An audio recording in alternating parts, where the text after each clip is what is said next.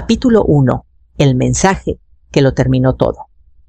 El mensaje llegó a las 6:42 de la tarde, justo cuando enjuagaba una taza en el fregadero. No me llames ni vengas, se acabó. Así nada más.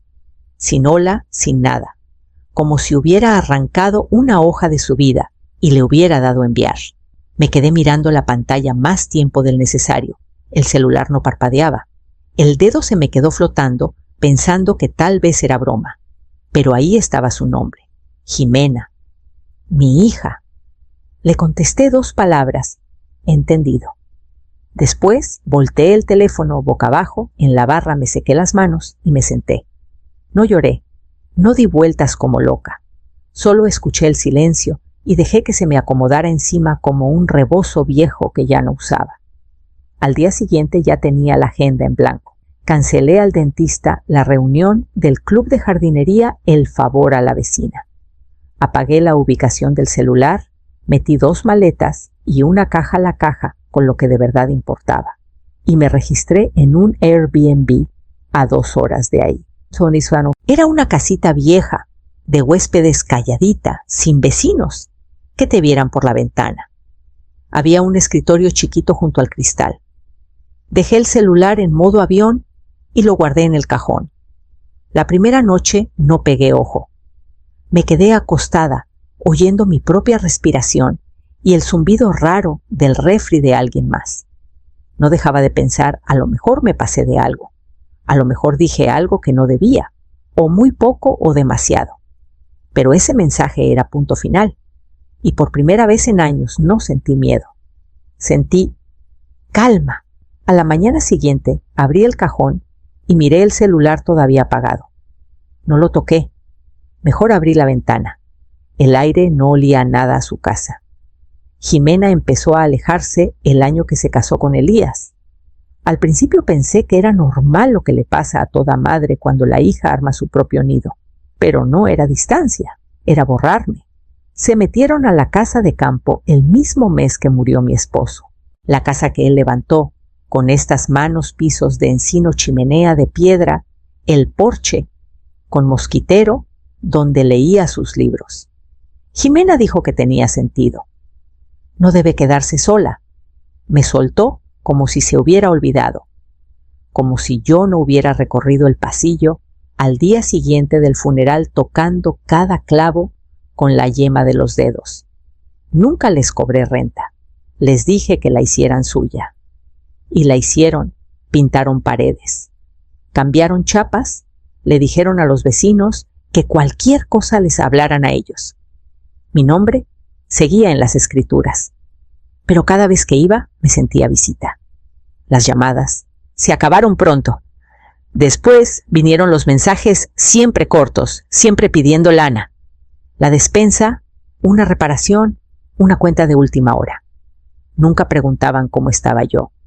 Solo el total y el número de cuenta. El Día de Muertos pasado, llevé un pan de muerto y unas servilletas bordadas. Elías abrió la puerta como si hubiera llegado temprano cuando la cena ya iba a la mitad. Jimena casi ni me miró. Traía el cabello chino, la mesa repleta. No había silla para mí. Después de comer, salieron al patio a tomarse fotos. Me metí al lado de Jimena, sonriendo como si valiera la pena.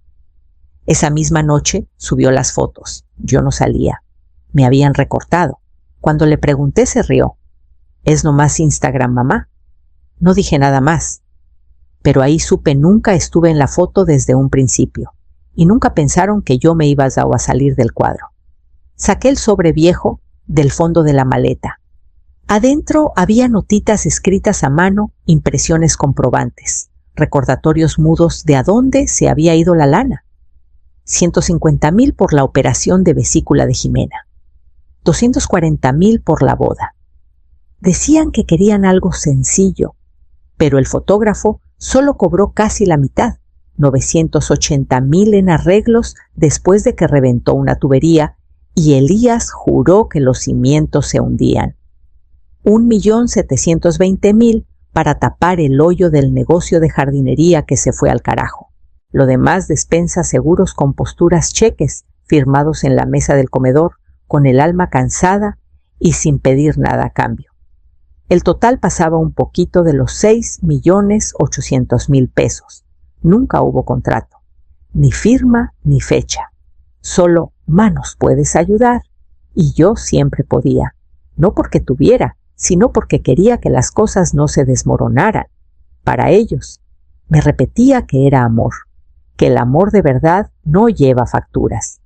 Pero en el fondo esperaba que comprara algo más: estabilidad, cercanía, un lugar en la mesa. Nunca me dieron las gracias, ni por las cuentas que pagué, ni por las transferencias a medianoche, ni por las llamadas que nunca hice para cobrar. Jimena de vez en cuando mandaba un corazoncito o un «eres la mejor». Elías ni se molestaba. Cuando iba de visita, me preguntaba si quería llevarme las obras, como si con eso quedáramos tablas. Y yo me callaba. Años enteros me callé, pensando que el silencio compraba paz, que si no sacaba el tema podíamos fingir que todo estaba bien. Pero la verdad es que nunca entré en sus planes, solo era la cartera de abajo. Y el silencio, aprendí, no compra cariño, solo te impide darte cuenta de que ya se fue. El sobre seguía sin abrirse en el último cajón de la mesita en el Airbnb, color crema, cerrado con una calca del notario, testamento hológrafo modificado de Maris Fielder. Lo firmé hace como 9 meses, sentada frente a la licenciada Rebeca Núñez, mi abogada de casi 10 años. No hizo muchas preguntas, solo asintió mientras le explicaba que mi hija ya no sería la beneficiaria. Sin pleito, sin juzgar. El Nuevo Testamento era sencillo: la casa de campo, la cuenta de cheques, el bocho viejo, y lo que quedara de mi pensión se irían a un hospicio comunitario del pueblo, el mismo que cuidó a mi vecina Martita antes de irse. Le mandaban voluntarios a leerle, le celebraban los cumpleaños, la trataban como si valiera. Eso era todo lo que yo quería para mí. Nunca se lo dije a Jimena, no vi para qué.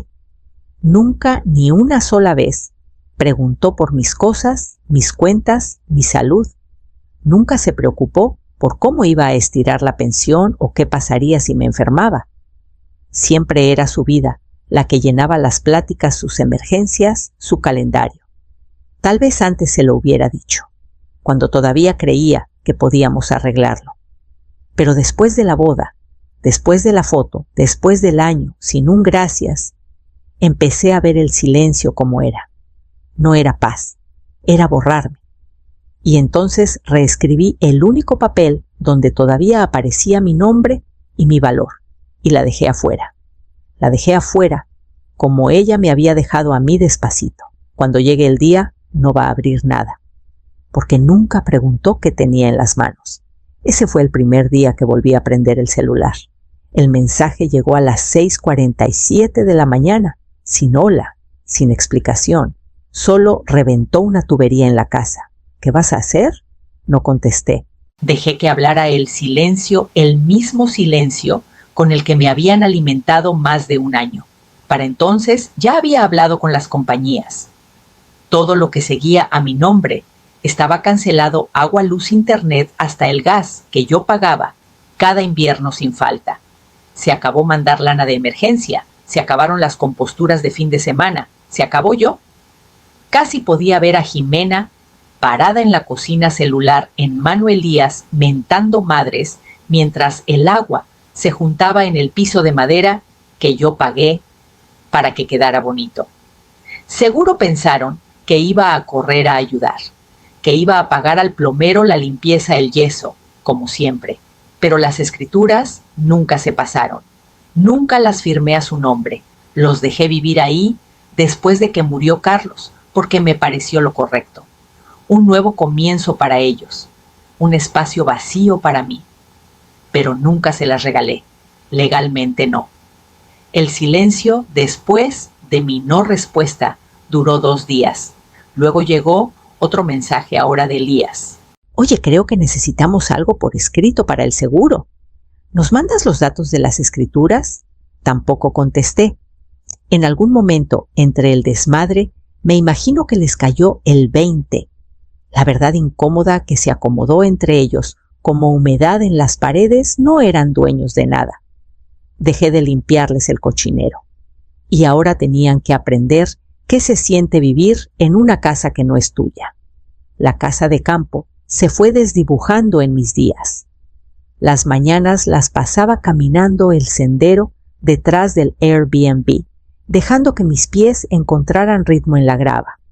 Las tardes con una libreta, haciendo listas recuerdos que quería guardar cosas que dejé de hacer por mí, comidas que tal vez me cocinaría solo para mí. Días callados, días sinceros. Entonces empezaron otra vez las llamadas. Primero un buzón de Jimena, mamá. Por lo menos puedes hablarle al plomero, no sé a quién más. Después otro, sé que estás enojada, pero ya es tu casa también. No contesté. Veía la pantalla apagarse y quedarse así. Esa tarde, Elías dejó mensaje. Solo necesitamos los datos de las escrituras. Te quedas con la casa. Mándanos lo que ocupamos para las reparaciones.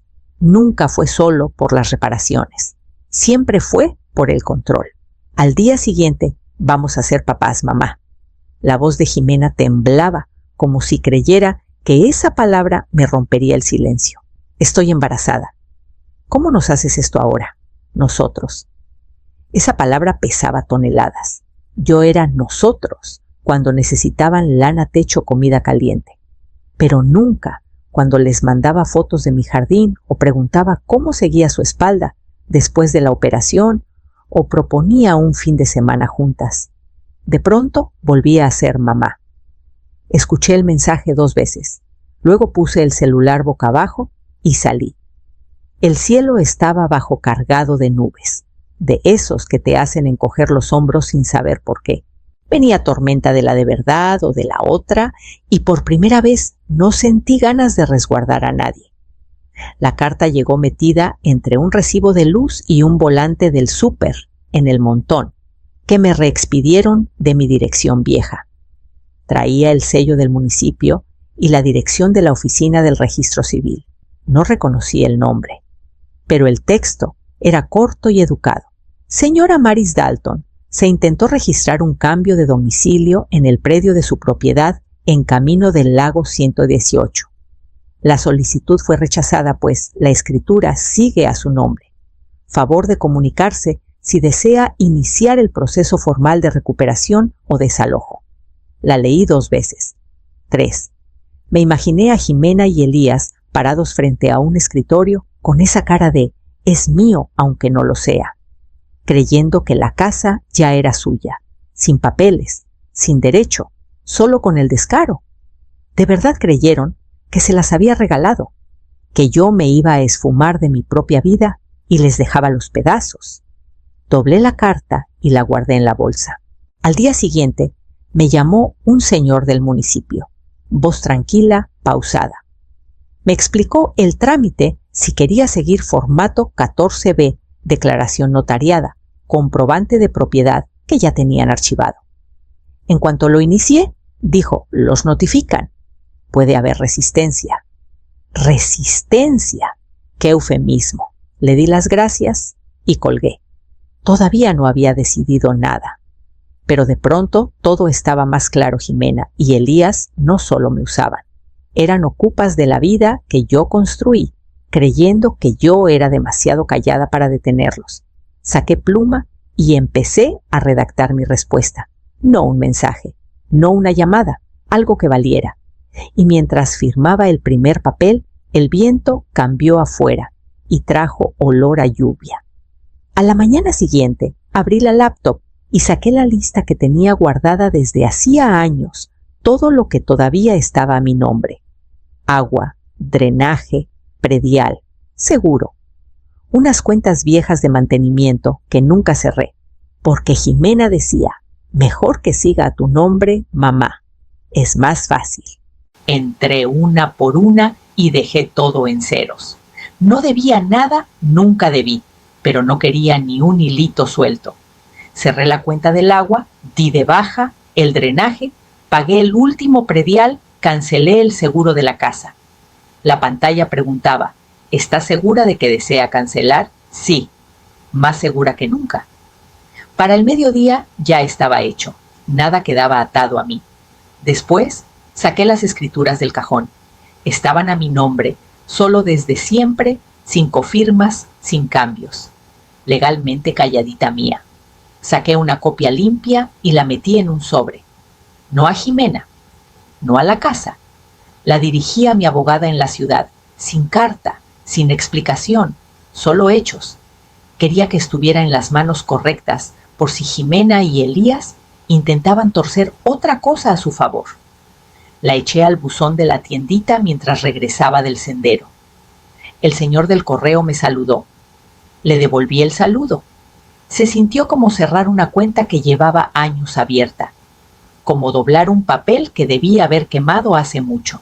Cuando llegué al Airbnb, apagué otra vez el celular. Esa tarde, el cielo se puso negro temprano y el pronóstico avisaba viento fuerte. Escuché los golpes después de comer. No era el cartero, no era el vecino. Era fuerte, rápido, impaciente. Ya sabía quién era. Abrí y ahí estaba Elías, brazos cruzados, mirada de «Tengo razón de estar encabronado». «¿Cómo me encontraste?», pregunté sin moverme. Se encogió de hombros. «No importa. Jimena está llorando. La casa se está cayendo a pedazos. ¿Tú verías luz? Lo que hayas hecho, quítalo». Me recargué en el marco, viéndolo inflarse, como siempre, cuando alguien no se dobla. La voz le salía con ese coraje ensayado de camino. «Esa casa», dijo, «necesita mantenimiento. No puedes abandonarla así nomás. Jimena está embarazada, por Dios», se me apretó la quijada. «¿Te refieres a la casa que todavía es mía, la que intentaron registrar con datos falsos? Esa casa». Titubeó un segundo y luego se acomodó la voz. «¿De verdad vas a dejar que tu hija sufra? ¿Esto te parece responsable?». Respiré hondo, tranquila. «Tú nunca has arreglado nada en tu vida, Elías. Ni una casa, ni una deuda, ni tus propios enredos». Dio un paso, pero no me moví. Mantuve la mano en la puerta. Vine a hablar bajo el tono. «Pero si quieres que esto se ponga legal, órale». «Ya lo está», dije y cerré. Sin gritos, sin pleito. Solo el clic del seguro. Me quedé ahí, un minuto acomodando el aire antes de ir por la tetera. Afuera, su camioneta estuvo rugiendo 5 minutos más. Después se fue. No lo vi irse. Me senté y dejé que el silencio se me pusiera encima como el primer suéter cálido del año. Los papeles se presentaron un martes. El licenciado Edlin lo manejó todo con su calma de siempre, trámites en el juzgado, edictos, solicitud al registro público. Sin enfrentamiento, sin show, solo un cambio callado a lo que siempre había sido mío. No fui a la casa, no hacía falta. Pasé una sola vez en el coche, despacio, 2 carros atrás de una camioneta de jardinería. La luz del porche estaba apagada, el pasto crecido. Una lona azul ondeaba donde antes había una ventana. Días después llegó la confirmación. El municipio les dio 10 días hábiles para sacar sus cosas. Sin apelación, sin hoyitos. Se acabó. No volví a checar hasta el segundo viernes. Me estacioné en el mirador arriba del camino y esperé. Al mediodía llegó la mudanza. Reconocí al conductor, un primo de Elías. Cargaban lento, sin rumbo, como si no creyeran que era real. Pasó 1 hora. Luego vi su camioneta. Metía cajas, callado, aventó una silla tan fuerte que la partió y se largó sin mirar atrás. El lunes siguiente, Edlin mandó mensaje: propiedad libre, candado cambiado, llaves enviadas. No salí a festejar, ni contesté, solo hice té y apagué el celular. Esa semana pasé otra vez sola. La casa estaba en silencio, sin gritos, sin ventanas a media luz, sin reparaciones pendientes chillando. Solo el murmullo de los pinos y el lago.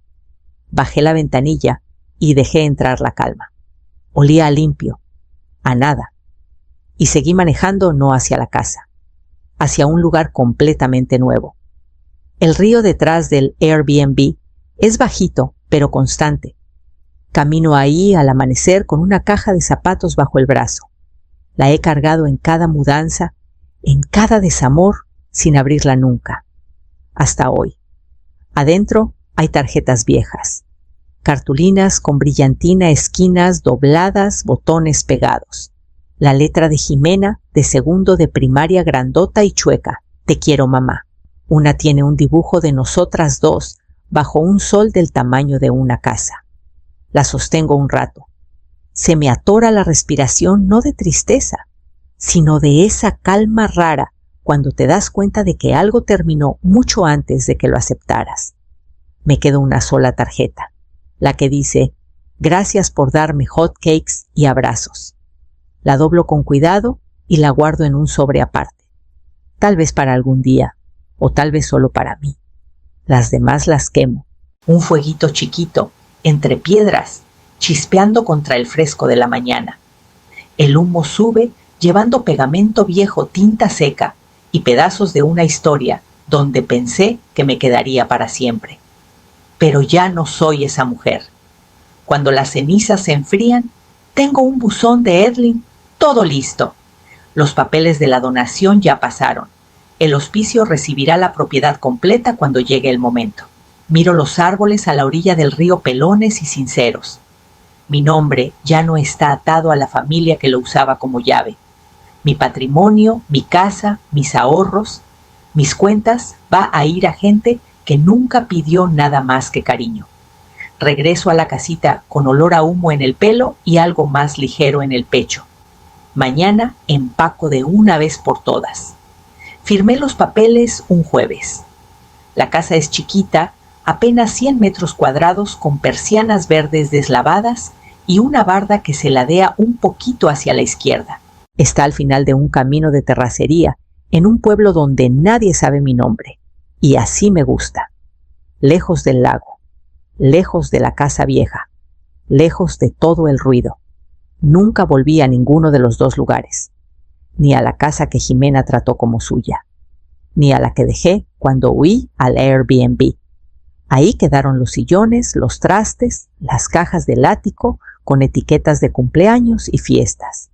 Que otro las revuelva o que no. Yo ya no iba a seguir atando cada rincón de mi vida a gente que nunca volteó para atrás. La casa nueva tiene ventanas grandes que agarran la luz de la mañana y crujen cuando cambia el viento. Hay un pedacito de tierra junto al porche donde pienso sembrar hierbas, tomillo, albahaca, menta. Nada del otro mundo, solo para que huela a algo real cuando abra la puerta. Adopté un perro, un golden viejo con ojos nublados y una pata coja. Dijeron que se llamaba Baxter y que le gustaban los paseos tranquilos y la comida blandita. Les dije que me caía perfecto. En mis paredes nuevas no hay fotos familiares, solo un cuadro de un halcón volando. Ya casi no pongo música. Dejo que el silencio llene los cuartos y miro cómo cambia la luz en el piso. La semana pasada pasé por el muelle público del pueblo del lago.